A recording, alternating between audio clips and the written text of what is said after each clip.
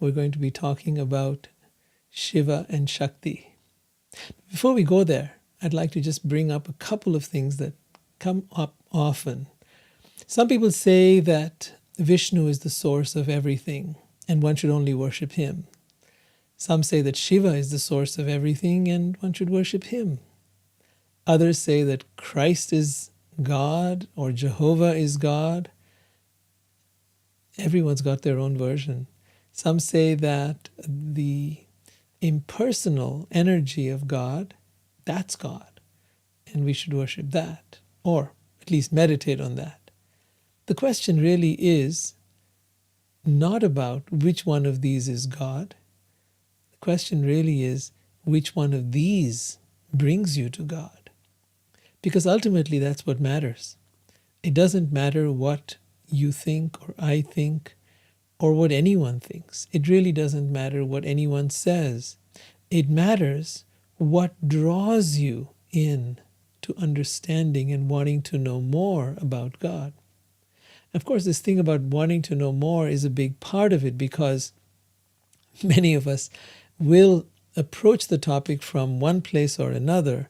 We will, maybe be born into a particular religion, and then we might get turned off of that, and then we might just wander around and say there's nothing, or we might pick up whatever comes along. My own recommendation is stay open, stay curious, explore, see where your answers are truly met, see where you find the fullest, most complete understanding of what your heart desires. See, our consciousness is different, all of us, and what we seek is different, and what resonates with us is different. And that's why there are so many choices given to us. So we don't have to all fit into one mold, because we're not the same, right? On the other hand, having said that, I think there is also much to be said about the fact that there is a great deal of information that, if one is open-minded, one can learn and inquire. In my case, I really wanted to know, what is the source of everything? I was open to every possibility. And from what I could gather from the various texts and from the different commentators and the different people that spoke on these topics, I landed up where I am today, talking about Krishna, talking about the Bhagavad Gita, talking about the Bhagavatam, because these things, these topics touch the heart.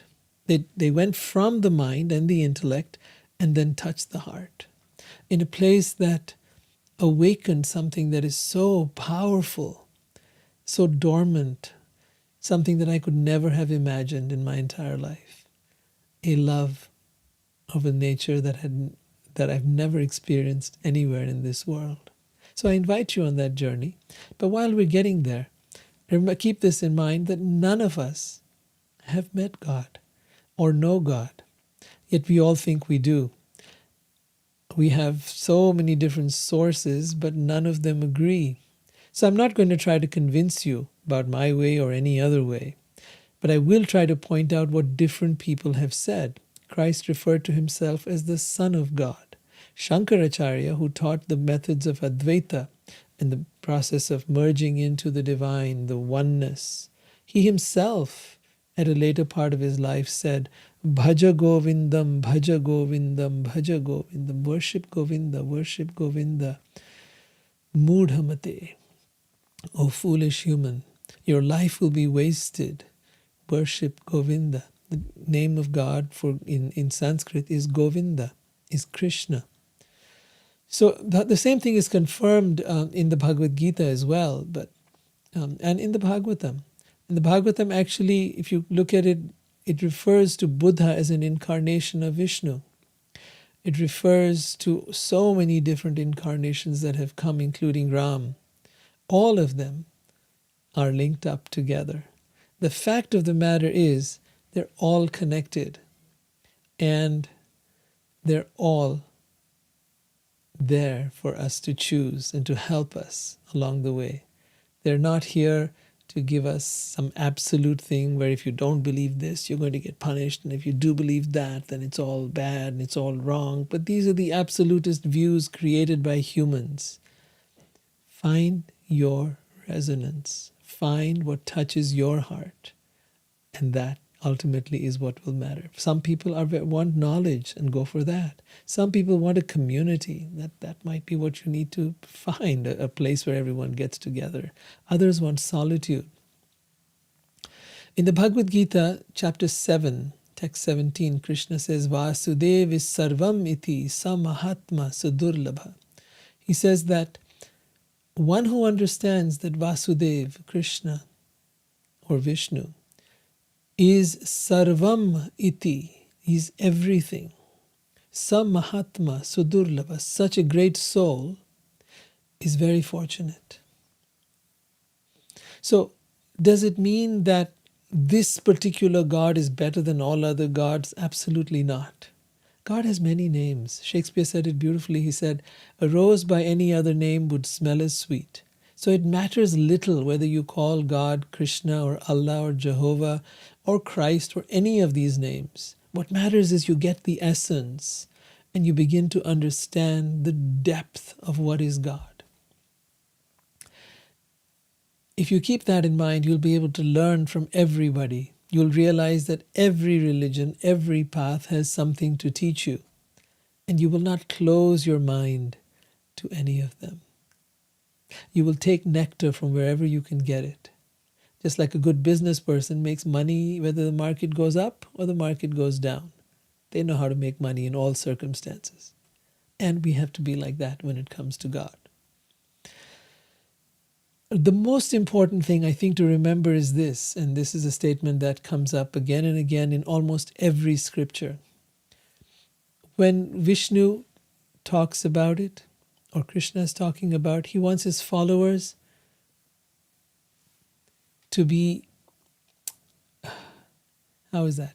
Let me see. Vishnu wants his followers to be satisfied first. Krishna says, Mad Bhakta Pujabhya Adhika. The worship of my devotees is better than worship of me. Similarly, in the Shiva Purana, it is stated that the best path to worship is to worship Vishnu. Shiva is saying this. And better than worshipping Vishnu is to worship the devotees of Krishna. Chaitanya taught that the best path is to be the servant of the servant of the servant of God. And Christ said the same thing. He said, the greatest amongst you shall be the least, and the servant to all. Today we're going to try to understand something about Shiva. Shiva is in a unique category.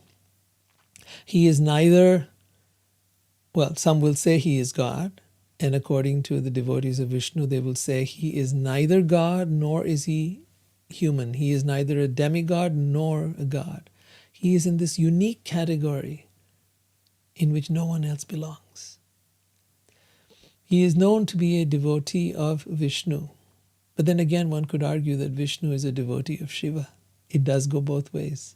You see, in the spiritual world, when you surrender to God, God surrenders to you. It's not a one-way street. When you become one with God, God becomes one with you.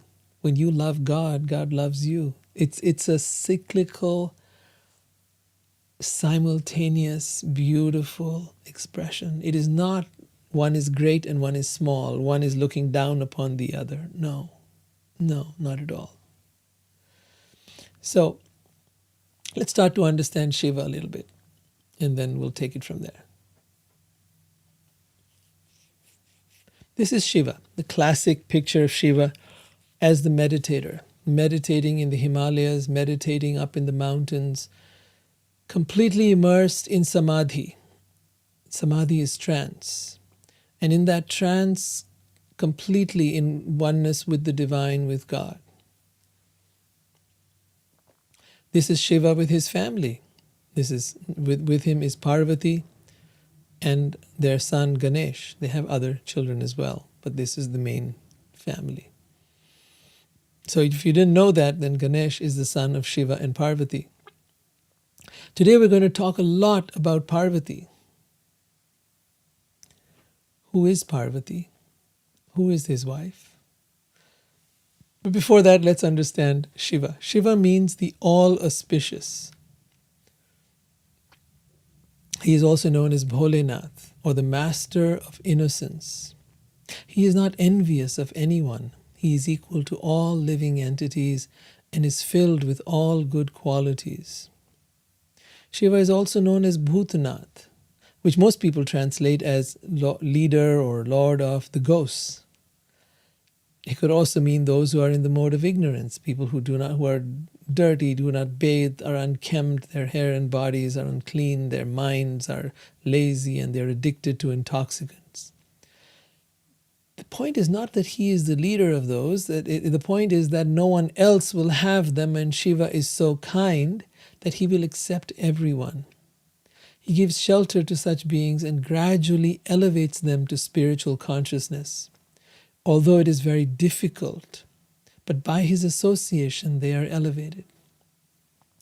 In fact, the word bhuta refers to anyone who has taken birth or anything that is produced. So it's actually general. So in that sense, Shiva is also the father of the material world.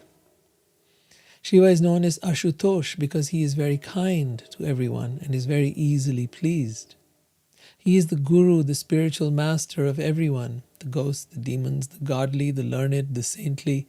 He is a devotee of Ram and is considered to be the greatest devotee of Vishnu, or a Vaishnava. Vaishnavam yatha Shambhu. Shiva can easily be misunderstood as a contrarian or a rebel. The fact is, he marches to the beat of his own drum. When he walks around smeared with ash, he is not mocking social norms. It's just that he is indifferent to worldly parameters of appropriateness. Shiva is always immersed in meditation and is inherently peaceful and unattached to worldly things. He lives under a tree on Mount Kailash in the Himalayas, although one could also show proof that he doesn't live there, but lives somewhere in outer space. Perhaps we're talking of alien beings. Perhaps we're talking of highly evolved beings here. I have no way to tell you. But the Vedas do seem to speak of beings of incredible character, incredible qualities from whom we can learn and whom we can take shelter of, and who are there for us. The whole idea of devas or demigods is God personally doesn't handle all the affairs of the world. It's all delegated out. And we're given a chance to be able to get the support we need from whoever we need. And there's so many different devas or demigods there to help us. So Shiva is way beyond the devas. He's even beyond Brahma. He is beyond any living entity. He is also known as the destroyer of the universe when the time comes. Brahma creates, Vishnu maintains, and Shiva destroys the universe when the time comes. Shiva's eternal consort is Shakti. She is also known as Sati in their first Leela, or in her first incarnation in this world, and then later on she comes as Parvati. She also sometimes manifests as Durga and even Kali. Their love story spans 2 lifetimes. So here's a lovely picture of Sati from a show that was made, Mahadev, I think it was called. No, Devon ke Dev Mahadev. So they had a lovely picture of Sati there. This is his Shakti in her first incarnation, Sati, the daughter of Daksh. Later on, after she dies, she comes back as Parvati. She is then the daughter of the Himalayas, or Himavati. At times she has appeared as Durga, and at times she has appeared as Kali.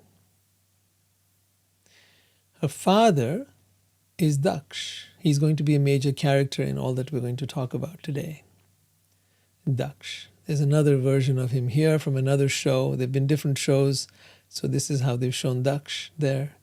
Angry, wrathful, envious, jealous, powerful.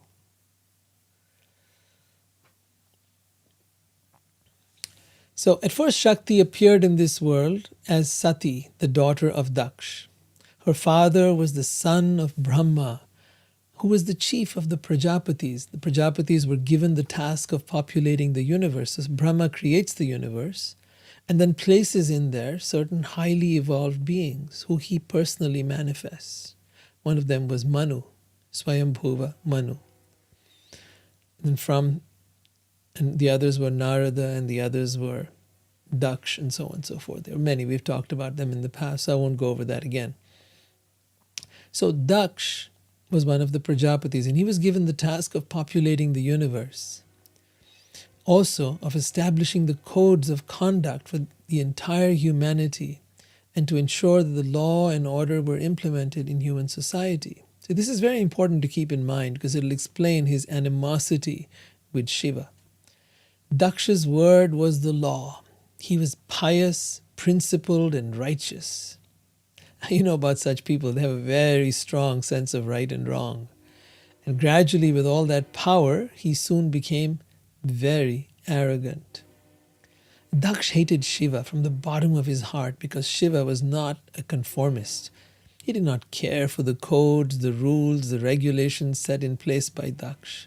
Shiva was the ultimate free spirit, a yogi, the strongest and the wisest, the most erudite and knowledgeable of all. He knew all spiritual texts. He even knew things like all kinds of weapons. I mean, there's times where Arjun comes to him for special weapons and he blesses him with that. He also knew all kinds of arts, from dancing and singing. Daksha's daughter had once seen Shiva and fallen in love with him. Now remember, Shiva has ash smeared all over his body. He has dreadlocks in his hair. He wears just a piece of animal skin around his waist. He has a trident that he holds. He's fearful to look at. But she'd fallen in love with him because she, in fact, is Shakti. She is his eternal consort. And in that particular lifetime that she had to go through, she was the daughter of Daksh. So now she sees him, she automatically falls in love with him. It's kind of one of those things, past life kind of things, as they say. But yeah, they're eternal lovers. Now, Daksh getting to know of this, because it became an all-consuming passion for Sati, that she wanted to marry Shiva. Daksh was not having it. He was not having a son-in-law who, according to him, was a madman. So he tried to get Sati married to someone else by organizing a Swayamvar. A Swayamvar is a time where, unlike modern-day India, a girl could actually choose her own husband. So many princes were invited from all across the land, all over the world for that matter, young, handsome, powerful men. And Sati could choose her own husband. But Daksh did not invite Shiva. Instead, he placed a statue of Shiva to be the doorkeeper.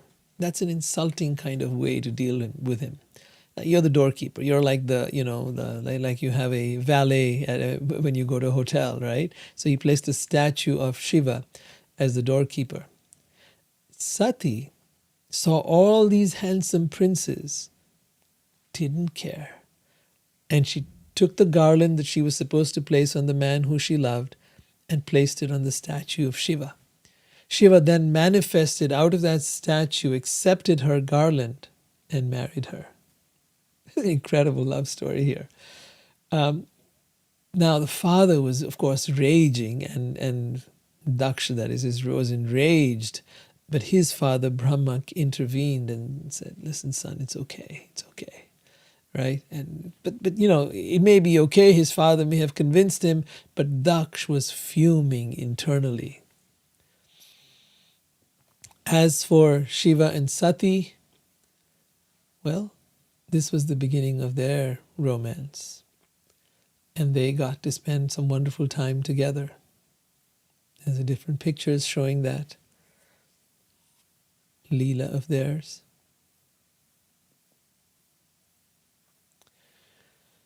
And then we come to a very important piece in all of this, and that is called yagya. See, in ancient times, they performed yagya. Yagya was like fire sacrifices, where they would use the fire as a way to invoke blessings. So they would pour ghee into the fire, pour different offerings into the fire. The same is still done today in India during the wedding ceremony. That's the most popular one people know. But even when a disciple is initiated to a guru, a yagya is done. In the past, they would do huge yagyas that involved thousands of priests chanting mantras together. Often it was done to worship demigods, to fulfill the desires that the king might have. Often it was done because they needed some kind of assistance or blessing, but the power of all these people chanting mantras together, using the energy of fire, used to bring about amazing miracles. Much of that doesn't happen in today's time. The time has changed, and the yajna for this time is said to be the name of God. Hare Nam Kala dose nidhe rajan asti hi ekho mahan guna. There is only one good thing in this age of Kali. Hare Nam, Hare Nam, Hare Nam, Eva Kevalam. The name of Hari, the chanting of the names of God, the names of Krishna and Hari. That is the yajna for this time that we live in now. However, in the past, they had many other ways of doing things. So yajna would look something like this. You'd have all these priests gathered around the fire, chanting mantras, or something like that, calling on the different devas and demigods to fulfill their wishes. Something like that. Or in modern terms, it would look something like this.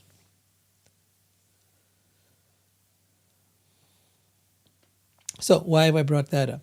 Because in the earlier chapter, we read about Daksh having a huge yajna in which he had called together all the demigods and the universal managers. Remember I said, God doesn't personally do anything. Every universe has different demigods in it.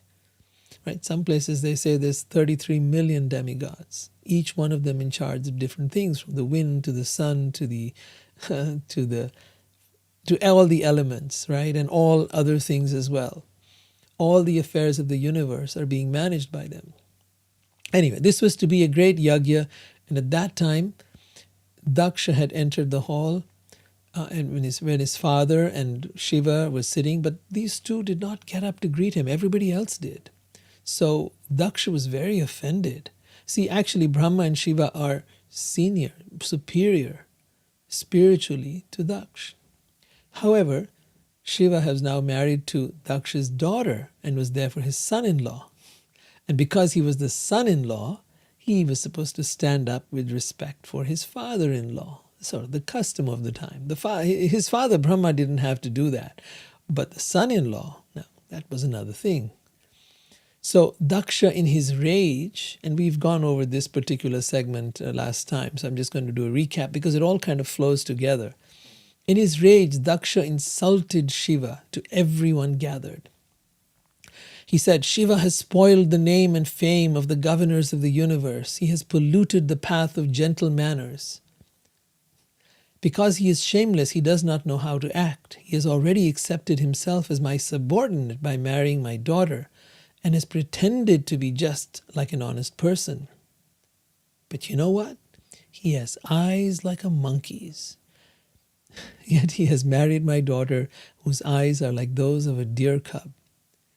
He did not stand up to receive me, nor did he think it fit to welcome me with sweet words. You see his arrogance? You see his ego in this? I had no desire to give my daughter to this person who has broken all rules of civility. Because of not observing the required rules and regulations, he is impure, and I was obliged to hand over my daughter to him. He lives in filthy places like crematoriums, and his companions are ghosts and demons. Naked like a madman, sometimes laughing and sometimes crying, he smears crematorium ashes all over his body. He does not bathe regularly, and he ornaments his body with a garland of skulls and bones. Therefore only in name is he Shiva, or auspicious. Actually, he is the most mad and inauspicious creature. Thus he is very dear to crazy beings in the gross mode of ignorance, and he is their leader. And this then resulted in Shiva's followers cursing Daksh, and Daksha's followers cursing the followers of Shiva, and Shiva just wasn't having it. He walked out of that gathering, taking his followers with him. Shiva is unaffected by all this stuff. He can see right through it. The problem was that whole situation wasn't the end of it.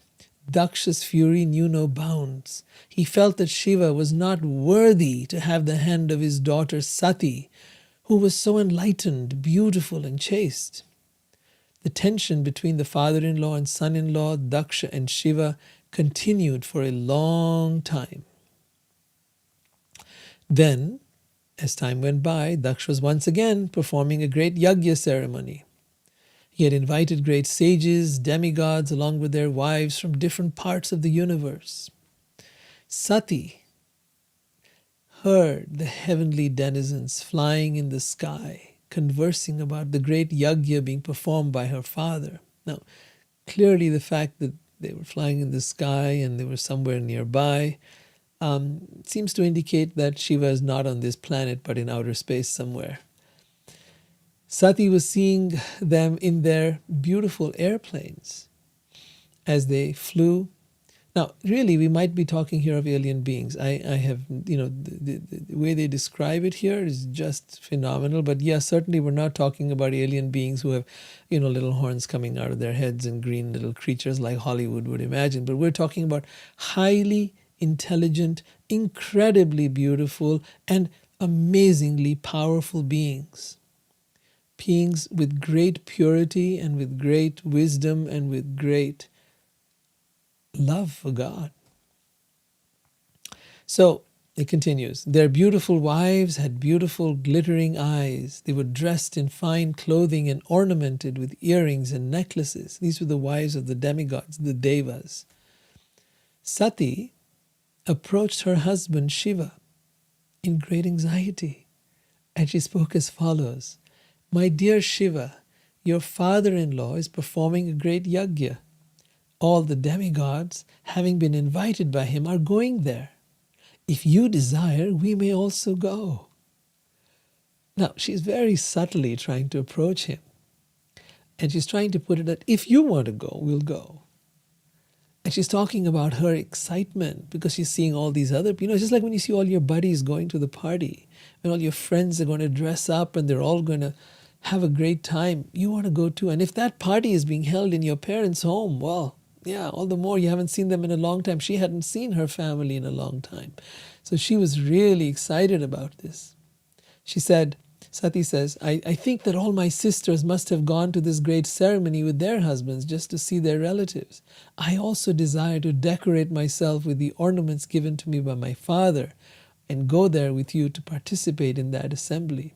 Now, it's an interesting point here, subtle point.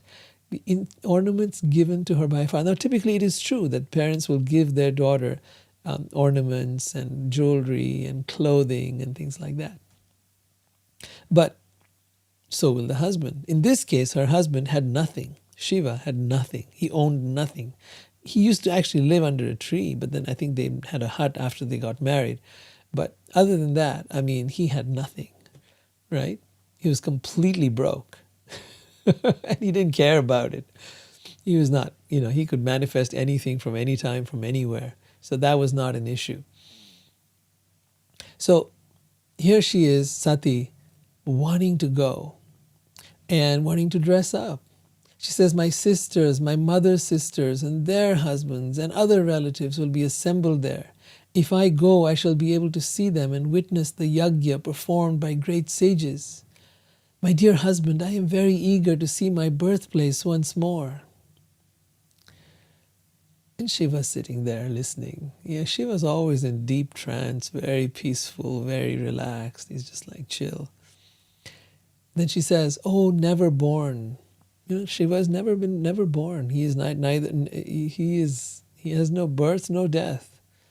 Oh, blue-throated one. So he has a throat that is blue because there was once a time where the devas, the demigods, called him to drink from this ocean that had turned to poison. Yeah, no one could remove that poison, and so Shiva was called and he just drank it up. And when he drank it up, it made his throat turn blue, so he's called the blue-throat one. Not only my relatives, but also other women dressed in nice clothes and decorated with ornaments are going to be there with their husbands and friends. Just see how their flocks of white airplanes have made the entire sky very beautiful. O best of the devas, Mahadev, Shiva is called Mahadev, the greatest of all the devas or demigods.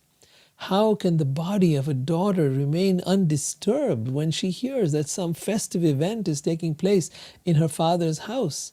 Even though you may be considering that I have not been invited, there is no harm if one goes to the house of one's friend or husband or guru or father without invitation. I mean, like you'd think my father's home is my home. I don't need an invitation. The truth of the matter was Daksh hadn't sent an invitation for them.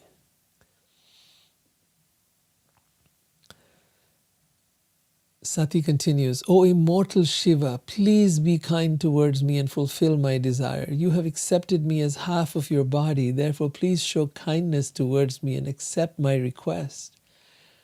Shiva replied smilingly, although at the same time he remembered the malicious, heart-piercing speeches delivered by Daksh before the guardians of the universal affairs. He said, My dear, beautiful wife, you have said that one may go to a friend's house without being invited, and this is true, provided such a friend does not find fault with the guest and thereby become angry towards him. One should not go to anyone's house, even at the consideration of his being a relative or friend, when the person is disturbed in mind and looks upon the guest with raised eyebrows and angry eyes. One who is proud of their education, wealth, beauty, youth, heritage, and austerity becomes blind and loses his good sense. He's pointing to Daksh, the father of Sati. Shiva continued, if one is hurt by the arrows of an enemy, one is not as aggrieved as when one is cut by the unkind words of a relatives, for such grief continues to rend one's heart day and night. The more attached you are, the more close you are to someone, when they say something nasty or mean to you, it's even more hurtful. That's the point he's making. My dear, it is clear that the many daughters of Daksh, of all the many daughters of Daksh, you are the favorite, yet you will not be honored at his house because of your being my wife. Rather, you will be sorry that you are connected with me. One who is overcome by false ego and thus always mentally distressed cannot tolerate the opulence of self-realized persons. This is a really important point to consider. One who is overcome by false ego, right, and thus so arrogance and things like that, right, pride, arrogance, and is thus always mentally distressed because that is the nature of such people, such a person cannot tolerate the opulence of self-realized persons. What is the opulence of a self-realized person?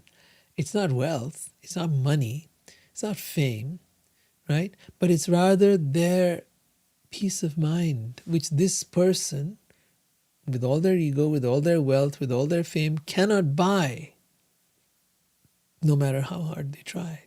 It's just not available in any store.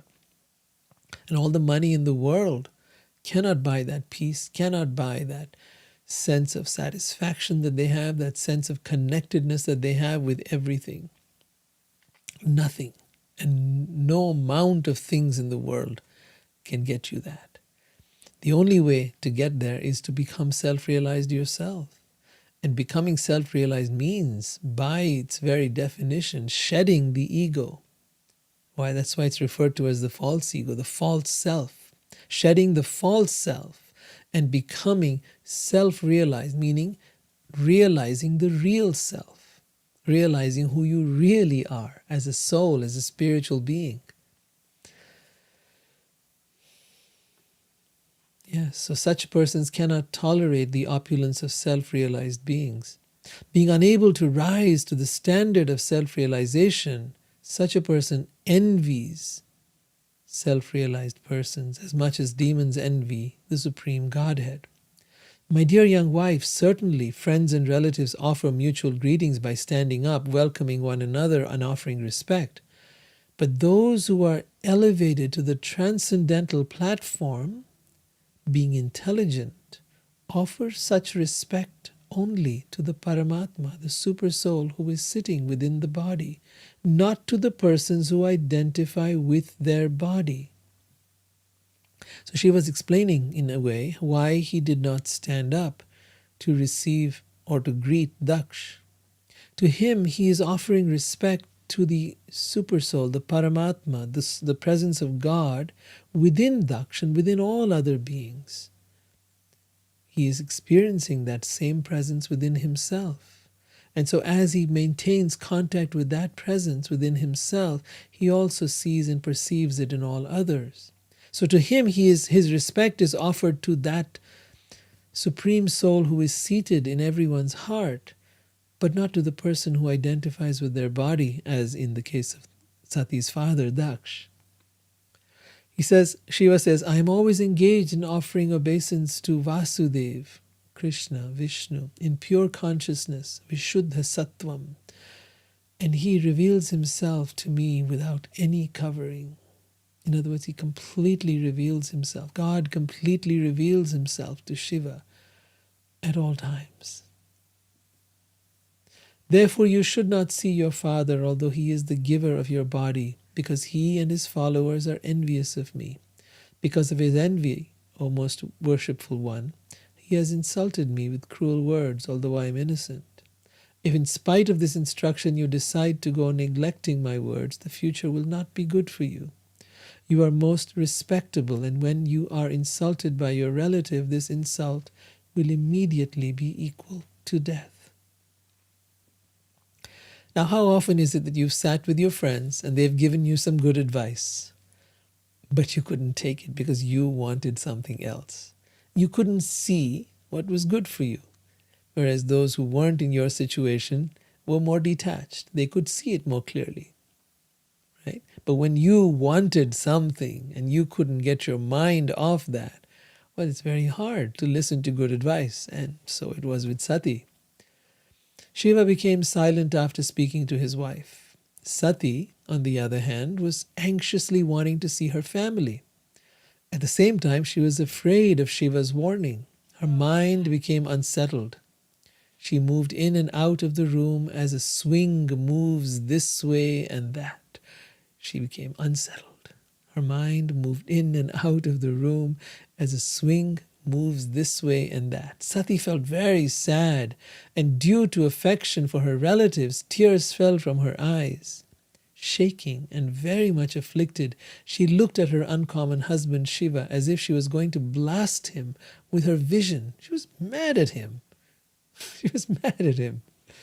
Thereafter, Sati left her husband, Shiva, who had given her half his body due to affection. Breathing very heavily because of anger and bereavement, she went to the house of her father. When they saw Sati leaving alone very rapidly, thousands of Shiva's disciples quickly followed her along with Nandi and the yakshas. They made her sit on the back of a bull and gave her the bird that was her pet. So they tried to comfort her. They brought a lotus flower, a mirror, and all such paraphernalia for her enjoyment and covered her with a great canopy. Followed by a singing party with drums, conch shell, and bugles, the entire procession was like a royal parade. She then reached her father's home, where the sacrifice, the yajna, was being performed. The ceremony, right? The fire ceremony was being performed, and entered the arena where everyone was chanting the Vedic mantras.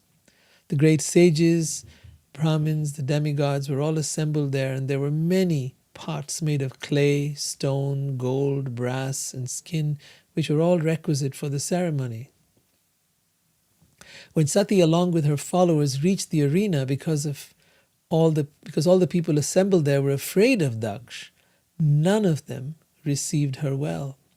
No one welcomed her except her mother and sisters, who with tears in their eyes and with glad faces welcomed her and talked with her very pleasingly. But although she was received by her sisters and mother, Sati did not reply to their words of reception, and although she was offered a seat and presents, she did not accept anything, because her father neither talked with her nor welcomed her by asking her about her welfare. Present in the arena of sacrifice, Sati saw that there were no offerings for her husband, Shiva. He was Mahadev, the greatest of all the devas, of all the demigods. They would have offered him the first seat, in fact. That would have been the right place, right way to do it. So there was nothing. There was no offerings for Shiva. Next, she realized that not only had her father failed to invite Shiva, but he did not receive her either. Thus she became greatly angry, so much so that she looked at her father as if she were going to burn him with her eyes. The followers of Shiva were ready to injure or kill Daksh, but Sati stopped them by her order. She was very angry and sorrowful, and in that mood she began to condemn the process of yajna, this fire sacrifice ceremony, and persons who are very proud of such unnecessary and troublesome sacrifices. You see, Shiva, if you notice on the other hand, doesn't do any such yajna. He just sits in his meditation, because that is the direct way to connect with God. She especially condemned her father, speaking against him in the presence of all. The blessed goddess Sati said, Shiva is the most beloved of all living entities. He has no rival. No one is very dear to him, and no one is his enemy. No one but you could be envious of such a universal being who is free from all enmity. My dear father, a man like you can simply find fault in the qualities of others. Shiva, however, not only finds no fault with others' qualities, but if someone has a little good quality, he magnifies it greatly. Unfortunately, you have found fault with such a great soul. It is not beneficial for persons who have accepted the transient material body as the self. So that is Daksh, her father, who has accepted the transient material body as the self. So she says it is not beneficial for such persons to engage always in deriding great souls. Such envy on the part of materialistic persons causes them to fall down. This is a really important point to understand, that it is very important that when you come across someone who is spiritually elevated, do not deride them. Do not put them down, because they are dear to God. And when someone is dear to God, anything you say against them, you say against God. There is no question. When you please such a person, you please God. And when you mock them or deride them or judge them, then you judge God. Because for God, there is no one more pleasing and dear to God's heart than those who have surrendered themselves completely. Those self-realized beings, those highly evolved beings, those lovers of God are close to God's heart. Krishna says, they are in my heart and I am in their heart. And to such beings, it is very important that we offer all respect. It is important that we offer respect to all beings, but especially to those who have devoted themselves to God. Whether they are from a different faith or a different religion, doesn't matter. Whether they follow your way or some other way, doesn't matter. As long as they are devoted on this path of self-realization, of God realization, then they are worthy of respect more than anyone else in the world.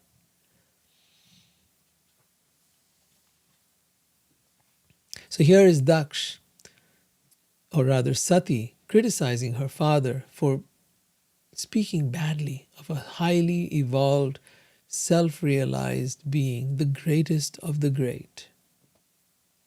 Sati continued, my dear father, you are committing the greatest offense by envying Shiva, whose very name, consisting of two syllables, Sh and Va, Shiva, purifies all sinful activities. His order is never neglected. Shiva is always pure, and no one but you envies him.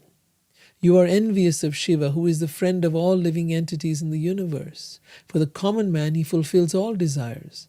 And because of their engagement in thinking of his lotus feet, he also blesses higher personalities who are seeking transcendental bliss. Means the great highly evolved soul, those who are seeking on the spiritual path, those who are trying to get to that point of self-realization, he blesses them as well.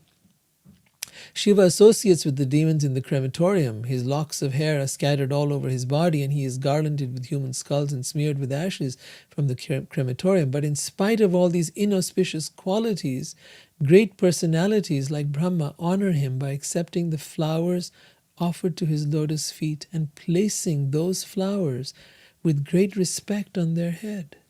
This is a sign of the ultimate honor that one can give another human being. To place the dust of their feet or the flowers that have been on their feet on one's head, or to place one's head on their feet. These are ways of showing great respects to an elder or a highly evolved being. If one hears an irresponsible person blaspheme the master and controller of Dharma, as in Shiva, one should block his ears and go away if unable to punish this person. But if one is able to kill, then one should by force cut out the blasphemer's tongue and kill the offender, and after that one should give up his own life. Therefore, I shall no longer bear this unworthy body which has been received from you who have blasphemed Shiva. If someone has taken food which is poisonous, the best treatment is to vomit. My dear father, the opulence we possess, as in Shiva and herself, is impossible for either you or your flatterers to imagine. For persons who engage in karmic activities for satisfying their bodily necessities have no clue of the opulences of those who are self-realized. We can exhibit our opulences simply by desiring to do so. This can be achieved only by great personalities who are renowned self-realized souls. You are an offender at the lotus feet of Shiva, and unfortunately, I have a body produced from yours. I am very much ashamed of our bodily relationship, and I condemn myself because my body is contaminated by a relationship with a person who is an offender at the lotus feet of the great personality. Her love for Shiva is amazing. If you look at it, this love story of theirs, this incredible devotion she has to Shiva, this not willing to accept any nonsense against her beloved, is such a great example for all of us to learn from. Sati continues, because of our family relationship, when Shiva addresses me as Dakshayani, daughter of Daksha, I at once become morose, and my joyfulness and smile at once disappear. I feel very sorry that my body has been produced by you. I shall therefore give it up. While thus speaking to her father, Sati sat down on the ground and faced north. Dressed in saffron garments, she sanctified herself with water and closed her eyes to absorb herself in the process of mystic yoga. She sat in the required sitting posture, and then she carried the life air upwards and placed it in the position of equilibrium near the navel. Then she raised her life air, mixed with intelligence, to the heart, and then ultimately towards the pulmonary passage, and from there between her eyebrows. Thus, in order to give up her body, which had been so respectfully and affectionately seated on the lap of Shiva, who is worshipped by great sages and saints, Sati, due to anger towards her father, began to meditate on the fiery air within the body. Sati concentrated all her meditation on the holy lotus feet of her husband Shiva, who is the supreme spiritual master of all the world. Thus she became completely cleansed of all taints of sin and quit her body in a blazing fire by meditation on the fiery elements.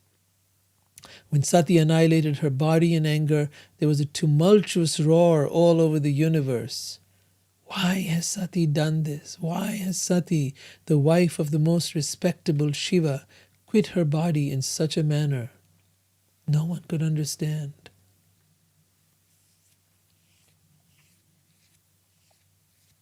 It was incomprehensible. Why would Sati do such a thing? It was astonishing that Daksh, who was Prajapati, the maintainer of all living entities, was so disrespectful to his own daughter Sati, who was not only chaste but also a great soul, so much so that she gave up her body because of his neglect. Daksh, who is so hard-hearted that he is unworthy to be a Brahmin, will gain extensive ill fame because of his offenses to his daughter, because of not having prevented her death, and because of his great envy of Shiva.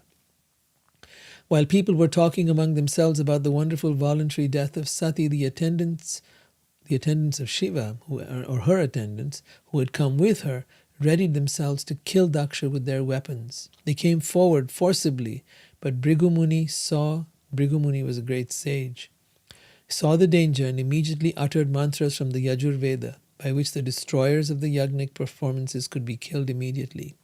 When Bhrigu Muni offered oblations to the fire, immediately many thousands of demigods named Ribhus became manifest. All of them were powerful. When the Ribhu demigods attacked the followers of Shiva with half-burned fuel from the Yagya fire, all these attendants of Sati fled in different directions and disappeared. This was possible simply because of Brahma Tejas, or Brahminical power. It's important to understand what this Brahminical power is, why Bhrigu Muni had such power that he could drive away all these protectors of Sati, why he could manifest such incredible power. You see, because of tremendous meditations that would last often years, deep austerities, one would purify one's mind to such a degree that yogis and Brahmins would gain such mystical power that they could do amazing things. Now, we find it impossible, we find it difficult to even sit down and meditate for a few minutes. We find it almost impossible to control our mind. But this was a different era, a different time, in which people were taught to meditate from a very young age. They were taught from the age of 5 how to meditate. And because of that kind of training, some of them went on to become highly realized beings. They developed great mystical powers. Now, mystical powers are not the goal of spiritual practice. However, they come. And if one doesn't use them wisely, they can become an obstacle. If used wisely, they can be fine. But very often it happens with great power. What is that? We get corrupted, right? Absolute power corrupts absolutely. So now this wasn't the end of the story. This was not the end of the story. Shiva came to get the body of Sati, whatever remained. It was a sad and deeply tragic moment for him to see his beloved destroyed by the fire that she herself had generated within herself. When Shiva heard from Narad that Sati, his wife, was now dead because of Daksha's insult to her and that his soldiers had been driven away by the Ribhu demigods, he became greatly angry. Shiva pressed his lips with his teeth and immediately snatched from his head a strand of hair which blazed like electricity or fire. He stood up at once, laughing like a madman, and dashed the hair to the ground. A fearful black demon as high as the sky and bright as 3 suns combined was thereby created. His teeth were fearful and the hairs on his head like burning fire. He had thousands of arms equipped with various weapons, and he was garlanded with the heads of men.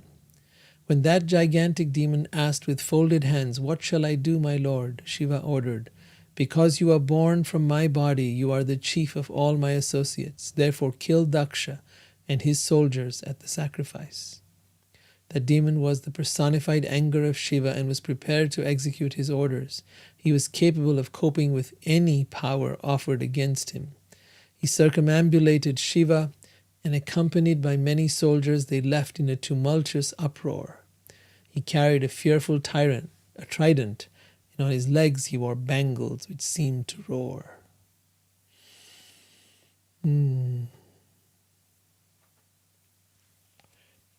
His name was Virabhadra.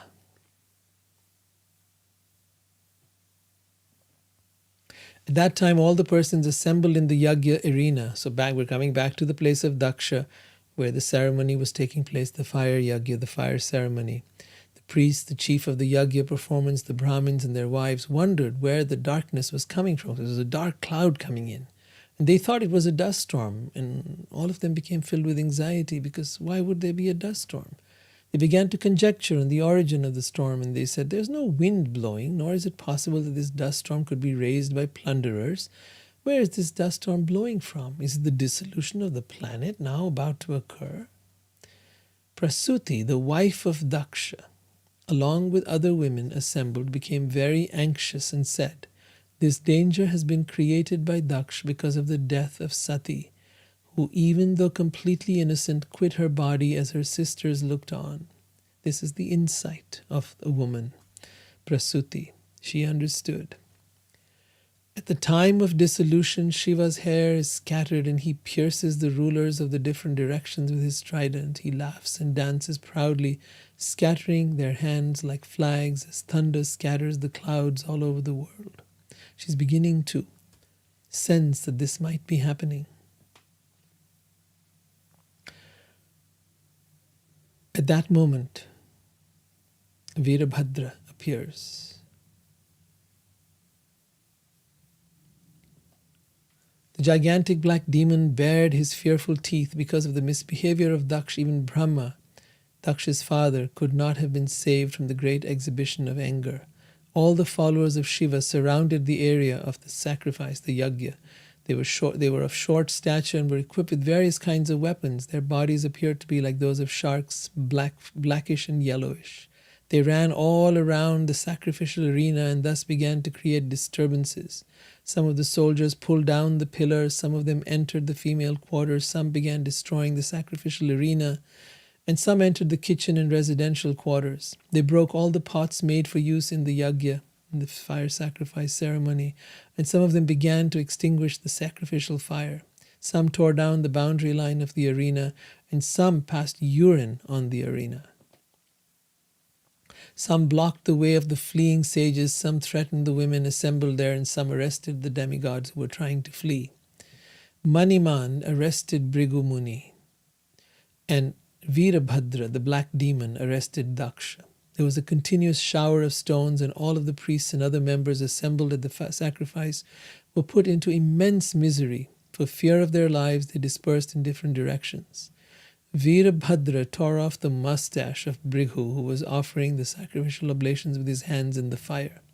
Virabhadra immediately caught Bhaga, who had been moving his eyebrows during Bhrigu's cursing of Shiva, and out of great anger thrust him to the ground and forcibly put out his eyes. Virabhadra then knocked out the teeth of both Daksha, who had shown them while cursing Shiva, and Pusha, who had smiled sympathetically.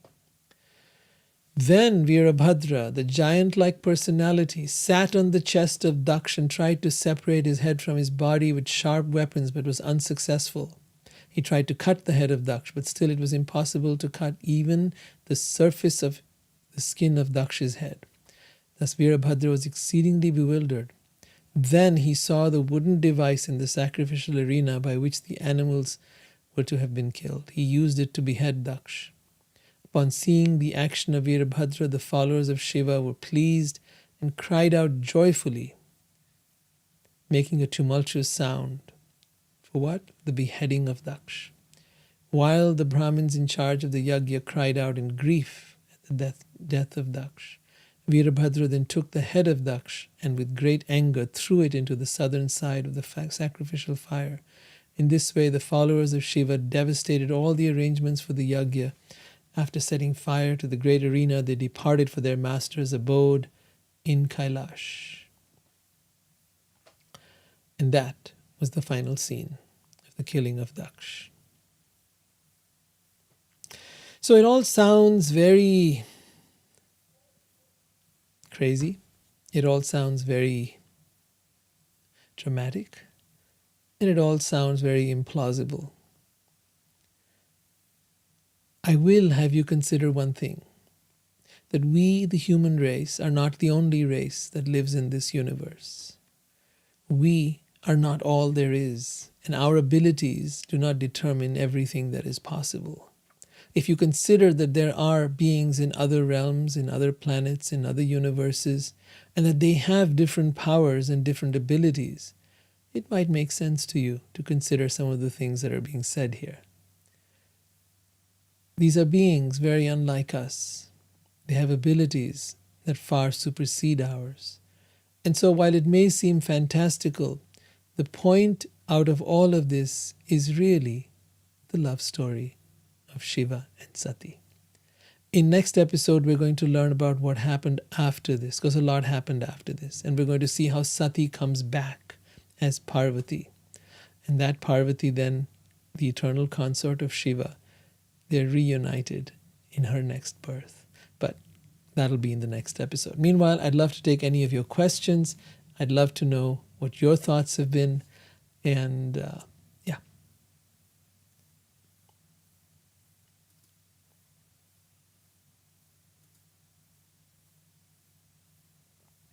Okay, so.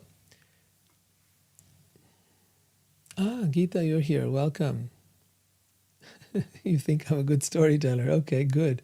I never thought of that. Never thought I would be. Seeley says, the drama amongst these lofty beings seems to mirror the challenge and vices of the human condition, as above, so below, along the path towards self-realization of our divine being. You're very right about that, Seeley. It really is a case of as above, so below.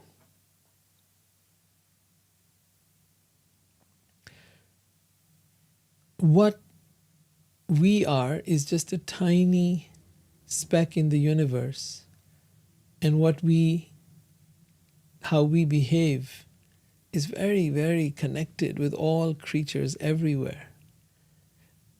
Even those who are highly evolved have these qualities. So sometimes we might get really upset with ourselves for being angry, for example. But here we see Shiva being angry. Extremely angry. Now, normally Shiva cannot be made angry at all. Not at all.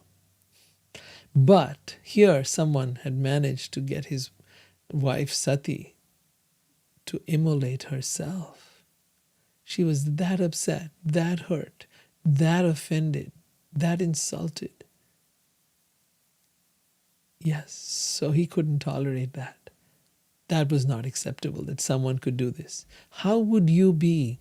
How would you react in Shiva's place? If you love someone deeply, what would you do?